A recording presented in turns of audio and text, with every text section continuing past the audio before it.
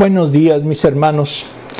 Comenzamos este domingo 19 de noviembre con una oración. Amantísimo Padre, te pedimos, Señor, que tú nos ayudes a entender tu palabra y sepamos exactamente qué implica irse al infierno, pero sobre todo saber que tenemos la certeza que si confiamos y creemos de ti con corazón, no debemos tener ese temor. Todo esto te lo pedimos en el sagrado nombre de nuestro Señor Jesucristo. Amén. Muy bien, mis hermanos. El tema, ven la imagen, y se titula precisamente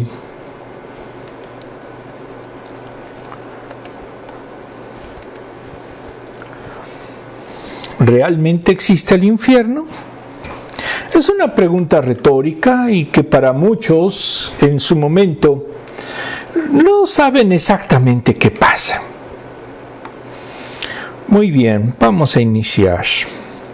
Como siempre, vamos a ver nuestra exposición y para eso abran su material en la página número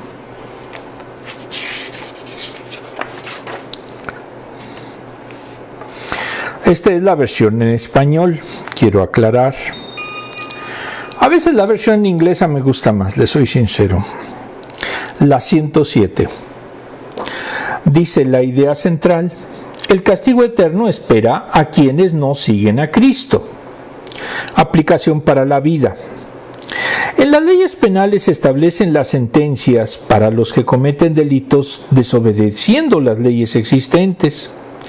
Cuando alguien viola una ley, es sentenciado de acuerdo con la gravedad del delito cometido. Eso es en derecho penal.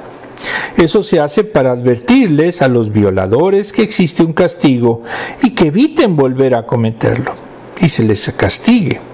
Las sentencias menores pueden incluir una multa en dinero, prisión domiciliaria, recibir un entrenamiento para conducir vehículos de motor, varios días en la cárcel, etc. Pero hay dos sentencias de ciertas leyes que tienen consecuencias desastrosas. Una elimina la libertad total y se encarcela a las personas durante el resto de su vida. La otra sentencia es aún más trágica y triste. Se llama la pena de muerte. La persona es condenada a morir. La mayor parte de los sentenciados, antes de cometer el delito, no piensan en lo que les puede suceder si violan la ley. Ignoran las leyes humanas o las de Dios, tienen su castigo. Cuando desobedecemos a Dios, tenemos que pagar por nuestros pecados. Aquí hay algo interesante y hay que comentarlo. Cuando hay precisamente un incumplimiento, cuando hay un ilícito a la ley, entonces la persona va a sufrir las consecuencias, las quiera o no.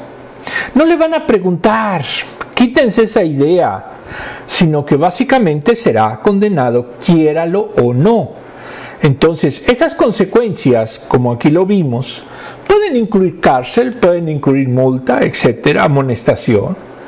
Pero cuando ya se refiere al alma, entrañan precisamente la pérdida de la vida eterna. Ahora, si alguien no cree en la vida eterna, no cree en Dios, pues es lo mismo, nosotros los podemos mandar al infierno y pues ellos van a estar contentos porque no creen en ellos simplemente. Vamos a después analizar esto. Muy bien. Ahora, en la versión inglesa vemos lo siguiente. La Biblia se encuentra con la vida. Elon Musk, ahorita les cuento algo de él. Es bastante famoso por varias razones, además de ser una de las personas más ricas del mundo. Es el fundador y propietario de Tesla, SpaceX, Neuralink y The Boring Company. El 9 de marzo de 2022, un hombre contactó a Elon Musk en Twitter, hoy es X, y en su tweet escribió: como genio, ¿aún no has descubierto que existe un gran creador de este mundo? Si lo hiciste, asegúrate de confesarlo antes del último latido de tu corazón. Salud. Mo respondió: gracias por la bendición, pero estoy de acuerdo con ir al infierno. Si este es realmente mi destino, ya que la gran mayoría de todos los humanos que alguna vez nacerán, estarán allí. Vaya qué declaración. Si bien el tema del infierno es un tema incómodo para muchas personas, es parte de la realidad. Obviamente Moss no se dio cuenta de las aplicaciones de su comentario. Sin embargo, este es un tema muy importante porque el infierno es real y debemos hacerlo saber a la gente que no tienen que ir allá. Elon Musk recientemente también apoyó un comentario antisemita, esto es un comentario en contra de Israel, diciendo en su momento que estaba de acuerdo en que los judíos provocaban a los blancos y los hacían en su momento que se pusiera el mundo en su contra, lo cual es falso. Desde luego, lo que hicimos, como muchas empresas lo están haciendo, es salirnos de esa red X. Ya no existen, al menos de mi parte ni de la página que ustedes están viendo, ninguna señal de lo que se hizo o lo que se va a volver a hacer. ¿Por qué? Porque no podemos estar de acuerdo con un neonazi como él es él. Y aquí vemos de que él está perfectamente consciente de que irá al infierno, de que quiere ir allá. Allá está feliz, allá quiere, ese es su dominio. Bueno, es su idea. En el post vemos cómo, reitero, esto es una simple consideración. No sabemos cómo es el infierno, no sabemos dónde está. Algunos dicen que en el centro de la tierra, pero no sabemos. La realidad es que es especular. Vamos a ver ahora la palabra. Abran sus Biblias, segunda de Tesalonicenses 1 del 3 al 7. Dice: acción de gracias y oración. Versículo 3: hermanos, siempre debemos de dar gracias a Dios por ustedes, como es justo, porque su fe se acrecienta cada vez más y en cada uno de ustedes sigue abundando el amor hacia los otros. 4. Así que nos sentimos orgullosos de ustedes ante las iglesias de Dios por la perseverancia y la fe que muestran al soportar toda clase de persecuciones y sufrimientos. 5. Todo esto prueba que el juicio de Dios es justo y por tanto Él los considera dignos de su reino por el cual están sufriendo. Dios es justo, pagará con sufrimiento a quienes los hacen sufrir a ustedes. 7. Y a ustedes que sufren les dará descanso, lo mismo que a nosotros. Esto sucederá cuando el Señor Jesús se manifieste desde el cielo entre llamas de fuego con sus poderosos ángeles. Eso es lo que se conoce como la perusia. Y podemos en su momento señalar también una forma simplemente artística, que puede ser así, la perusia. No sabemos cómo va a ser Jesús, no sabemos cuántos ángeles traerá. Lo que sí dice la palabra que vendrá del cielo. Insisto, puede ser alegoría, no sabemos. No hagan o inventen ustedes que ya de ahí va a estar en el cielo. No sabemos. Ni el día, ni mucho menos la hora. Si alguien por ahí dice, ya estoy seguro que es tal fecha, no le crean, está mintiendo. Muy bien, vamos a ver el contexto. Y aquí quiero que tengan mucho cuidado. Vamos a ver primero el infierno. En el Gran Diccionario Enciclopedio de la Biblia de Alfonso Ropero Barzosa, editorial CLIE, dice que viene del latín infernus, que es inferior, de abajo. En hebreo es Sheol, lugar donde van todos los seres humanos muertos. Entre los griegos es Hades, lugar oscuro donde los difuntos tienen conciencia, pero lleva una vida triste y lúgubre. En el Antiguo Testamento llegó a considerarse el lugar de sombras, reposo latente, sin memoria. Segunda de Samuel 12:23, Salmos 88 del 5 al 6, Job 7:9, 10:21. Después de rescatar muertos, como sucedió con Elías y Eliseo, Primera de Reyes 17 del 17 al 24. En los últimos tiempos el Sheol lo consideraban como lugar de castigo. Esto, reitero, en el Antiguo Testamento. En el Nuevo Testamento utiliza Jesús Gehenna, como castigos divinos, tormento y fuego, porque los profetas maldijeron ese lugar. Isaías 31:9, 66:24, Jeremías 7:32 y 19:6. Entonces es para los judíos tardíos. Es el infierno de fuego, castigo definitivo de los impíos. Creían que el Sheol estaba en las profundidades de la tierra. Jesús en sus parábolas se refirió al castigo eterno, Mateos 13:30. Incluso arrojarán allí a los ángeles de la iniquidad, Mateo 13:41. Los maldecirá y los alejará del reino, Mateo 25:44, 12:30. La Gehenna es un lugar de tinieblas, Mateo 8:12, 22:13, 25:30.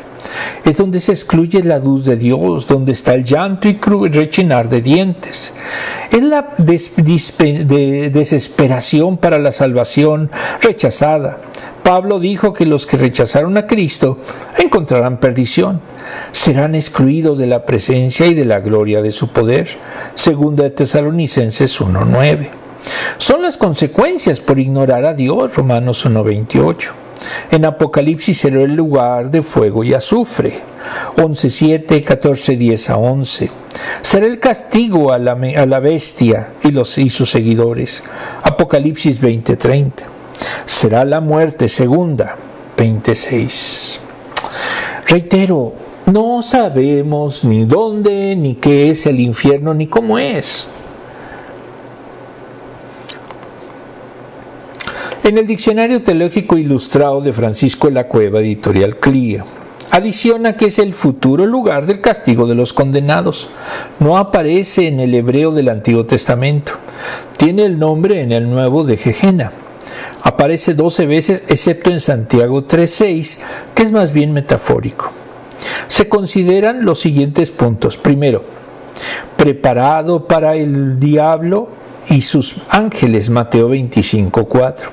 El pecador obstinado se prepara y dirige hacia él, Romanos 24:11. ¿Por qué existe el infierno? Para Lucifer y sus ángeles, así como para los pecadores. Y ustedes dirán, pero es que eso no puede ser. ¿Cómo Dios va a ser un lugar tan malvado? Se los dije la vez pasada y se los reitero. La serie más vista en Netflix es Lucifer. Entonces, este mundo, ¿a quién le pertenece? ¿Quién es el príncipe de este mundo? Pues Lucifer. Por eso es tan popular. 2. Es un castigo eterno, Mateo 18:8. Su destrucción dura para siempre y serán arrojados al fuego, Apocalipsis 20:15. Y 3. El fuego eterno no necesariamente real, sino metafórico, Mateo 3:10 al 12, 5:22, 13:42, 50 y 18:9. Algunos bromean y dicen, no, yo quiero irme al infierno porque allá todo es felicidad y van a estar todos mis amigos y voy a estar feliz divirtiéndonos. ¿Pero qué creen? El infierno sería la antítesis de esto. ¿Por qué? Porque es un lugar de castigo. A los que en su momento les ha tocado ir a una cárcel, pues pueden atestiguar lo que es estar en una cárcel y no es un club de vacaciones.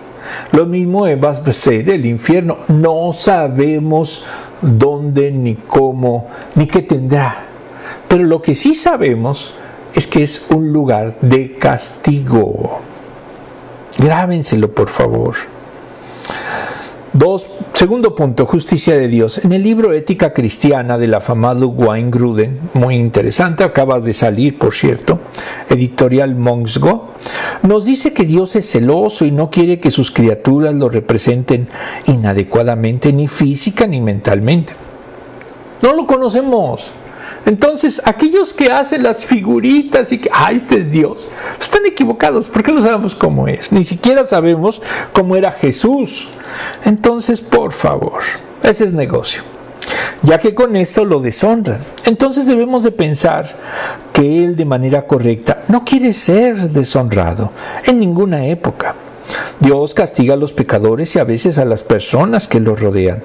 Pero Dios castiga, pero a los que lo aman y lo buscan, también los ama y los perdona.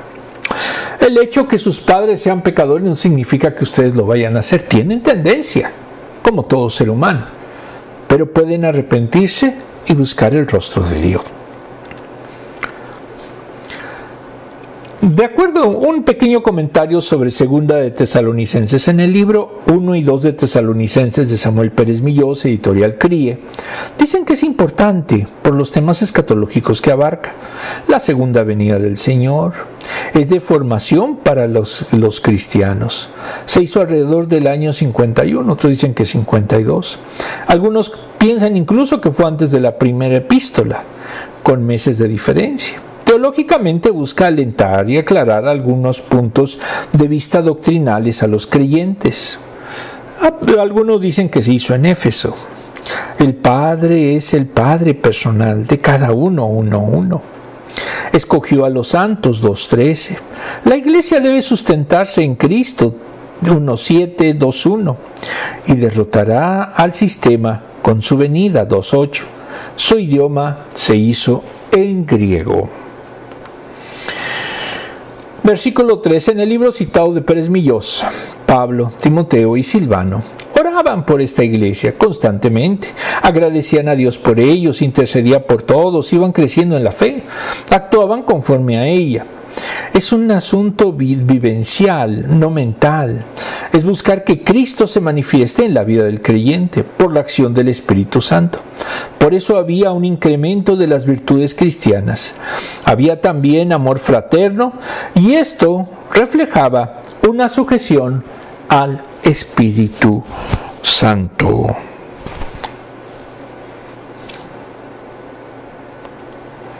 Versículo 4.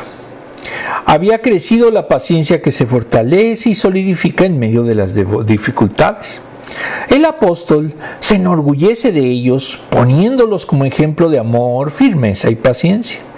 En especial, en cómo afrontaron las persecuciones. La iglesia es propiedad divina, no organización religiosa, pacífica.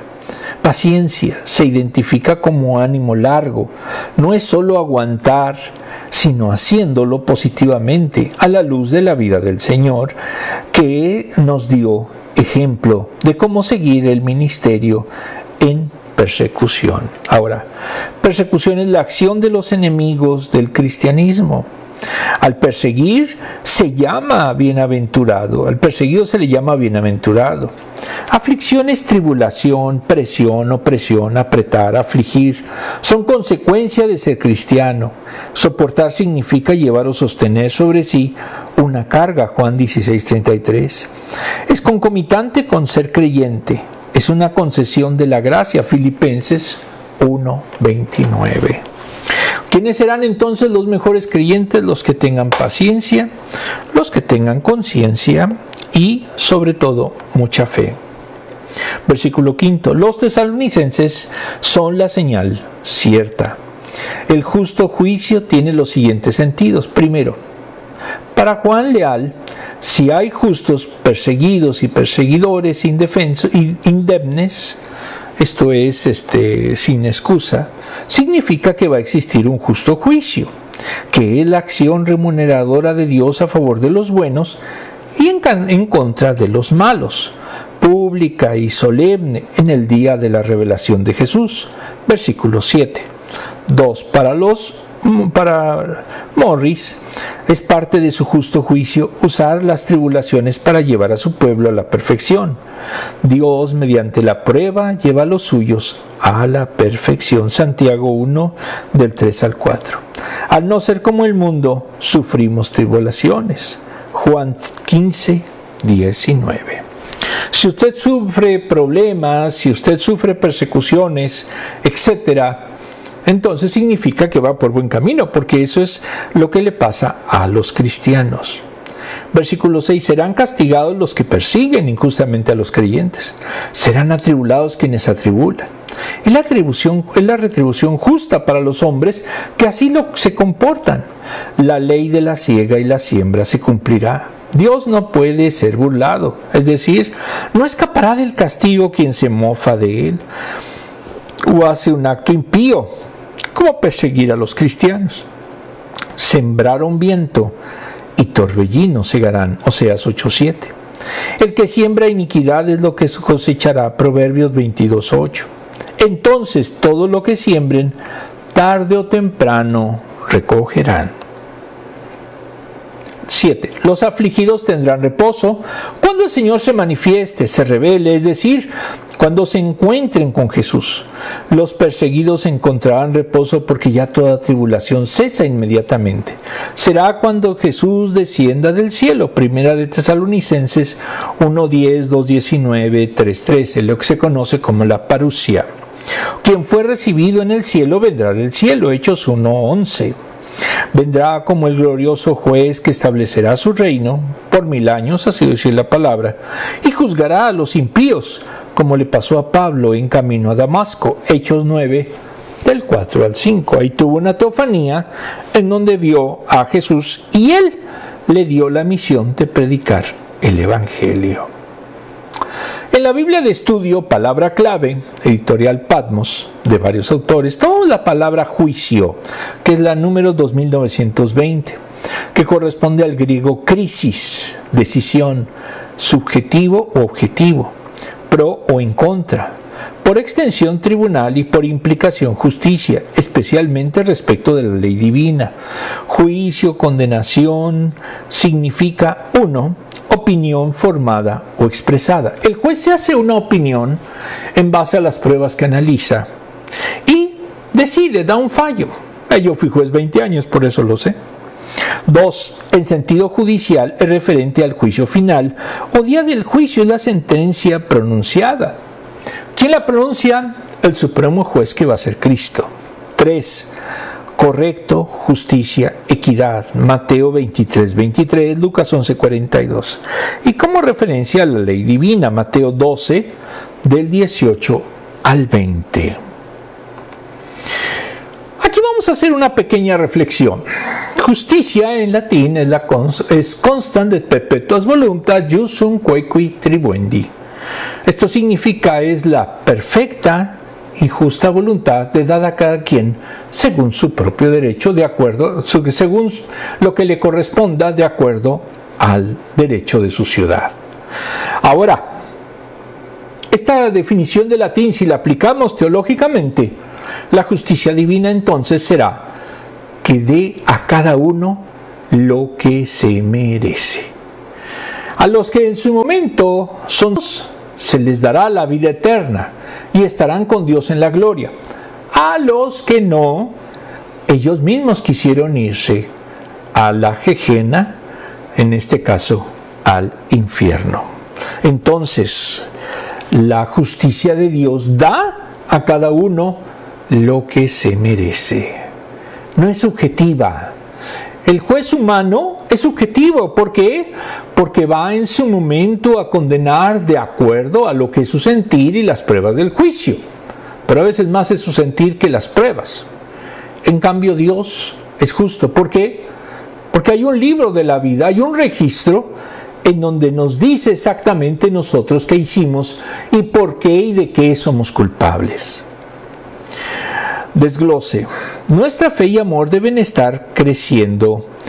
Si no, está muriendo. Crecer es concomitante con la vida. Los padres cuidan y aman más a sus hijos cuando van creciendo. Pablo dijo que el amor nunca deja de ser, 1 Corintios 13:8. Para que fe y amor crezcan, debe haber una relación íntima con Dios, porque Él es amor, Juan 2:3-16. Los tesalonicenses estaban activos. Pese a las tribulaciones, debemos soportar las pruebas, debemos afrontarlas con fe y paciencia y perseverar en el amor. Si una persona se dice cristiana, pero no ama, está amargada, odia, discrimina, pues no es cristiano. Quítense esa idea, no se engañen. Si una persona es desesperada, no tiene fe, verdaderamente lo único que hace es traicionar, etc. Tampoco lo es. No busquen donde no hay. El segundo punto del desglose. La fe es la seguridad de que recibe lo que se espera. Seguridad de las cosas que no vemos. Hebreos 11:1. Paciencia es capacidad para tolerar, atravesar o soportar una determinada situación.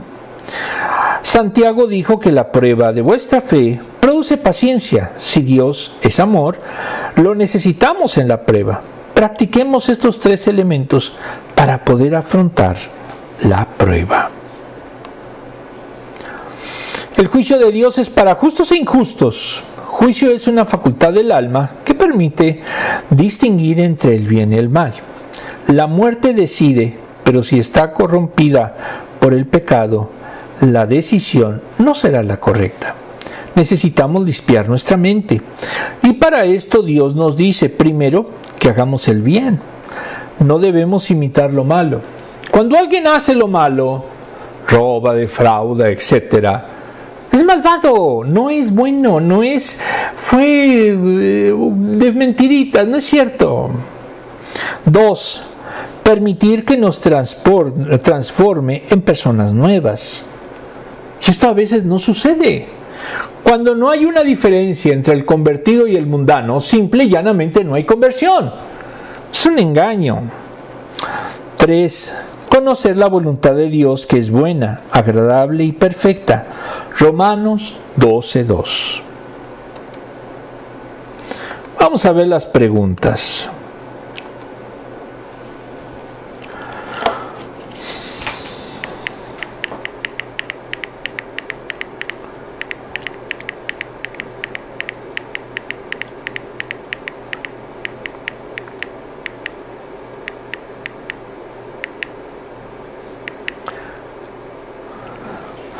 La primera de la versión española, la siguiente dentro de ese mismo texto será la versión en inglés. ¿Cuál es tu opinión sobre el infierno? Pues simplemente que al menos en lo personal me aterra. Ahora, ¿qué es lo importante? Enseñarles a los demás hacia dónde van, si no cambian, no se arrepienten y verdaderamente no son salvos. ¿Cuáles algunos temas de los cuales preferirías no hablar durante la mesa? Uno de ellos es el infierno. Si alguien le dice, te vas a ir al infierno, júrenlo que de inmediato se enoja. ¿Por qué? Porque es casi una maldición. Pero sí lo necesitamos tratar para que entiendan hacia dónde gira su camino. Por eso, esta clase, por favor, transmítala a sus amigos no creyentes. Y también a los creyentes. 2. ¿Crees que Dios te juzgará? Sí, así lo dijo. Ahora, tenemos a nuestro abogado, que es Jesucristo, si somos salvos. Si no, no les quiero decir qué va a pasar. ¿Cuáles son algunas maneras en que Dios vela por sus fieles seguidores? La mejor forma en que Dios veló por sus seguidores es mandando a su Hijo para que si lo aceptamos, podamos ser salvos y estar con Él y ser adoptados en su familia. Ese es el objetivo teológico de ser creyentes. Muy bien, vamos a continuar.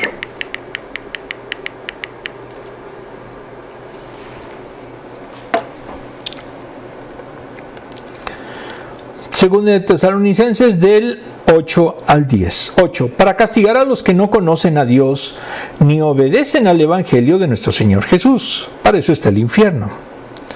9. Ellos sufrirán el castigo de la destrucción eterna, lejos de la presencia del Señor y de la majestad de su poder. Aquí vamos a ver teológicamente qué significa más adelante. 10. El día en que venga para ser glorificado por medio de sus santos y admirado por todos los que hayan creído, entre los cuales están ustedes, porque creyeron en el testimonio que les dimos. Insisto, esto es una representación, no sabemos cómo es el infierno. Contexto. Versículo 8, la venida del Señor será gloriosa en llamas de fuego, fulgor como corresponde a su deidad, como se presentó a Moisés el ángel del Señor, Éxodo 3:2. Juan, al ver a Cristo resucitado, menciona que lo vio como llama de fuego, Apocalipsis 1:13.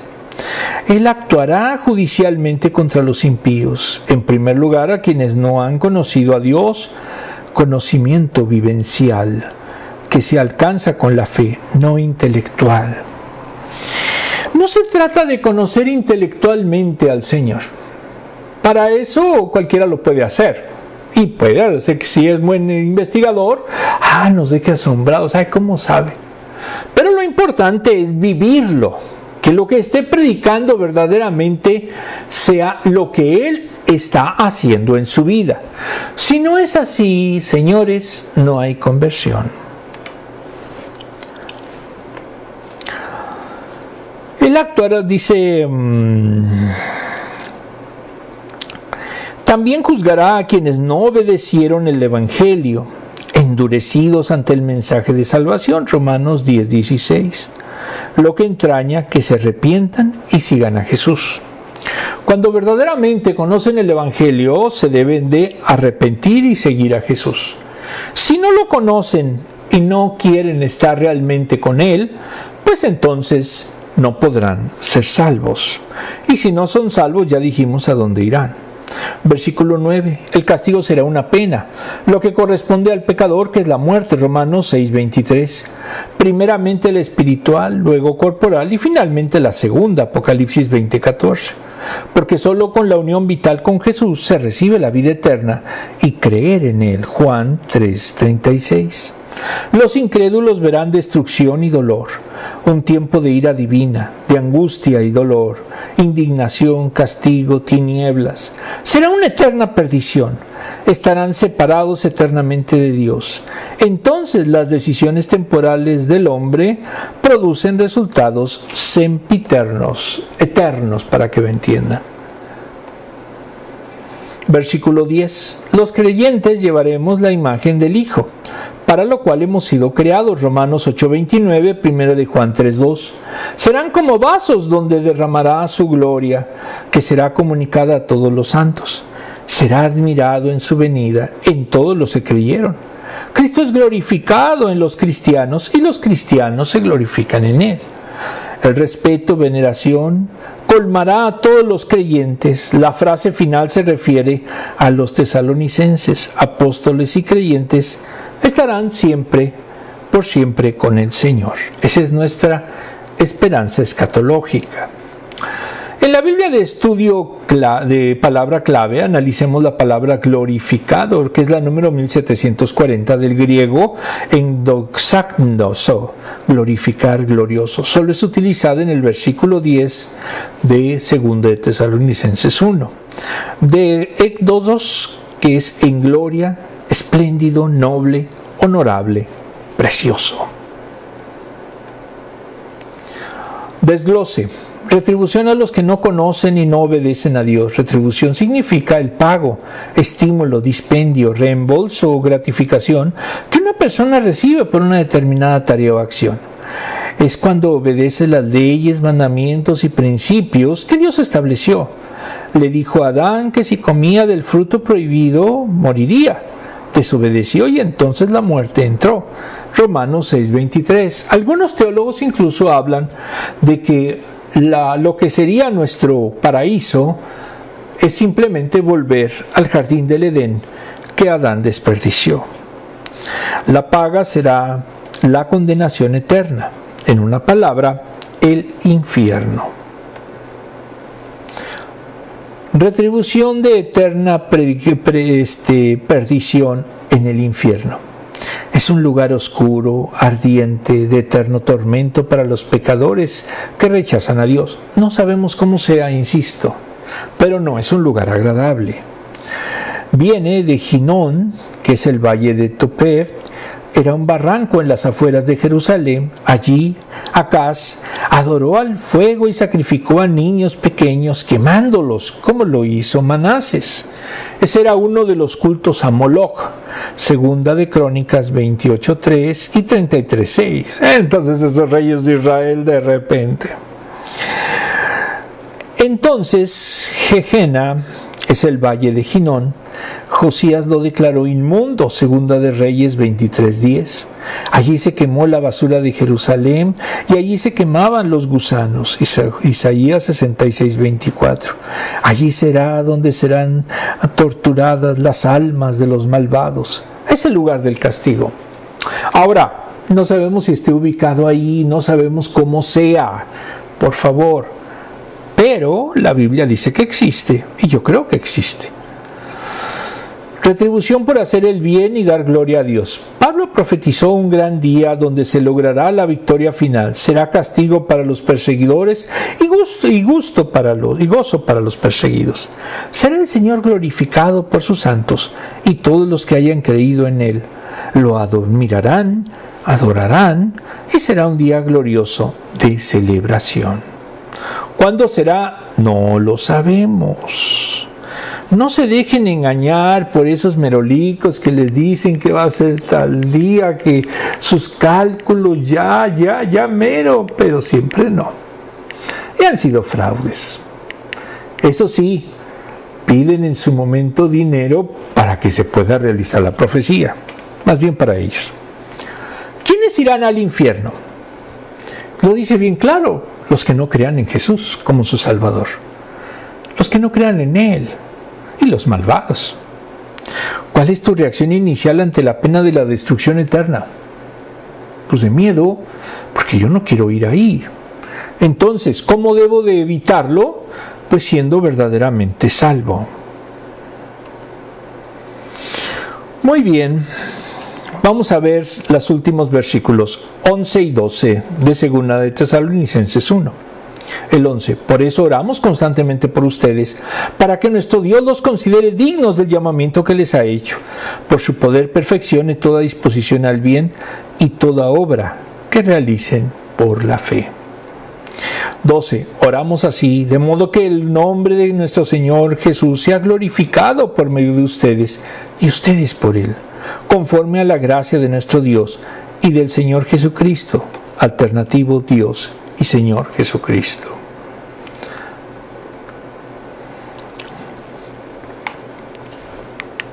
Nuestra esperanza escatológica es estar en un lugar como este.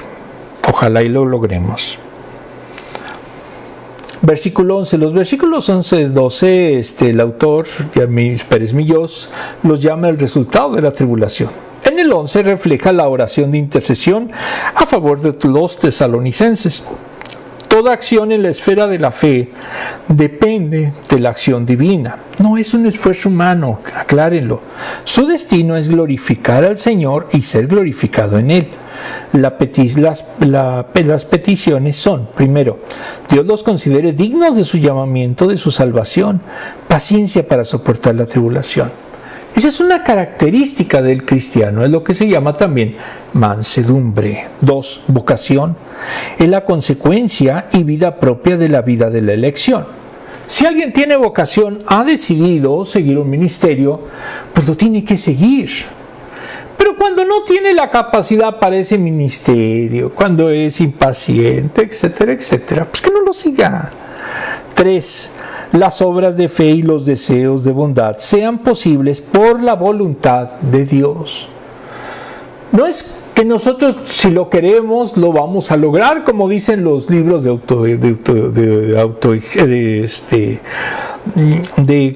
autoevaluación o de éxito individual. No es cierto. Aquí lo que necesitamos es ponerlas en las manos de Dios y que Dios provea los medios. Y 4. Todas las obras de fe se realizan por el poder divino. No es obra de nosotros, sino que son obras de Dios. En el versículo 12, el propósito de todo lo que dijo era para que Dios fuera glorificado.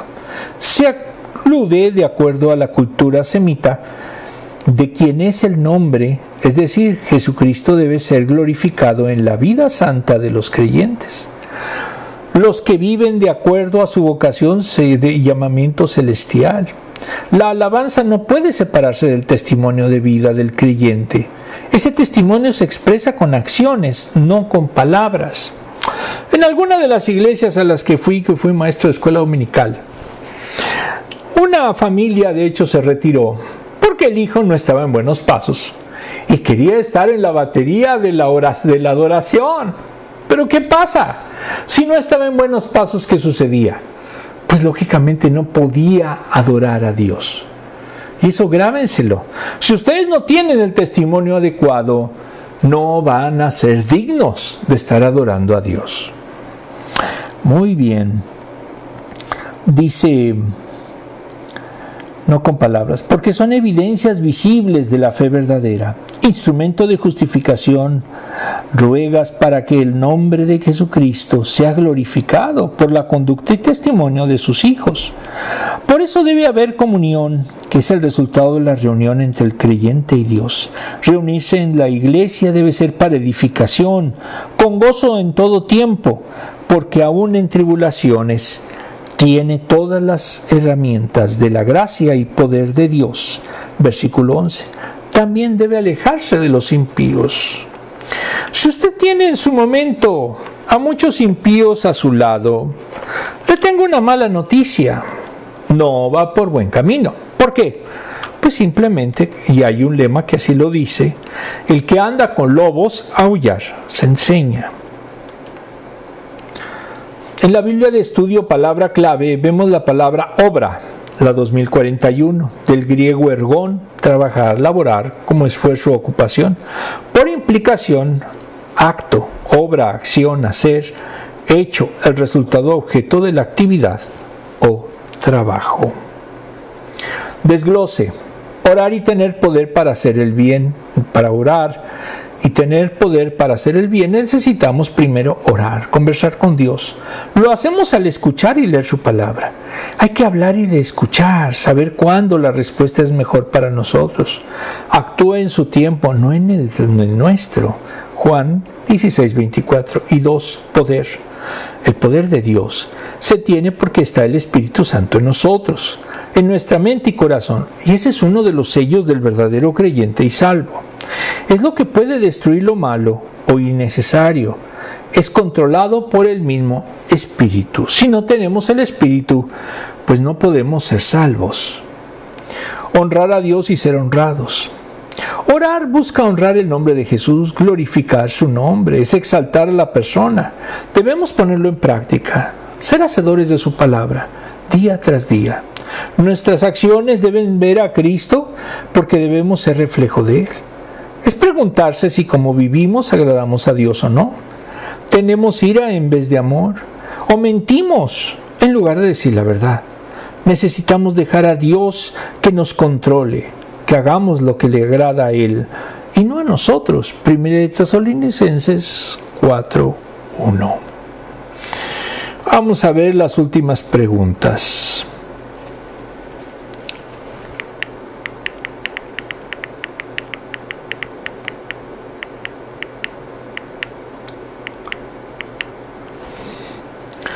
¿Por qué tenemos que hacer siempre el bien? Porque somos cristianos. Si Jesucristo siempre lo hizo, pues entonces nosotros debemos de hacerlo.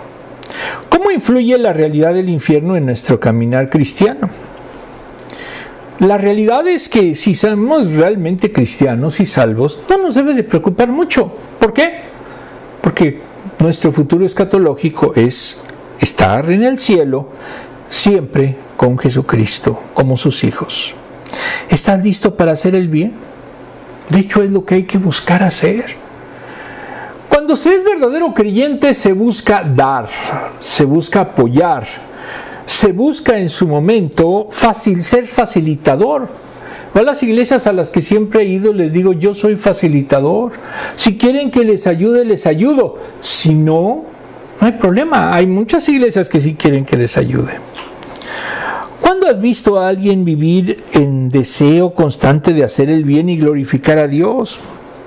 En los pastores que más admiro y en algunos creyentes siempre hacen el bien. No odian, no discriminan. Y eso verdaderamente vale la pena seguir. Vamos por último a ver nuestro versículo del domingo. Aquí van a ser 2 versículos. Isaías 33 del 14 al 15, para que vean que estos temas vienen desde el Antiguo Testamento. Los pecadores están aterrados en Sión. El temblor atrapa a los impíos. ¿Quién de nosotros puede habitar en el fuego consumidor? ¿Quién de nosotros puede habitar en la hoguera eterna? El 15. Solo el que procede con justicia y habla con rectitud. Vamos a cambiarle. El 15. Solo el que procede con justicia y habla con rectitud. El que rechaza la ganancia de la extorsión y se sacude las manos para no aceptar sobornos. El que no presta oído a las conjuras de asesinato y cierra los ojos para no contemplar el mal. Isaías 33, del 14 al 15. Amantísimo Padre, te damos gracias porque tú nos has hecho ver que si te seguimos tenemos la esperanza escatológica de estar contigo en el cielo. Y si no, entonces como justo castigo será ir al infierno. Por eso, Señor, te pedimos que tú nos adoptes, que tú nos des el poder de ese Espíritu Santo para que nos guíe en la dirección correcta. Todo esto te lo pido en el sagrado nombre de nuestro Señor Jesucristo. Amén. Nos vemos el próximo domingo. Feliz Thanksgiving.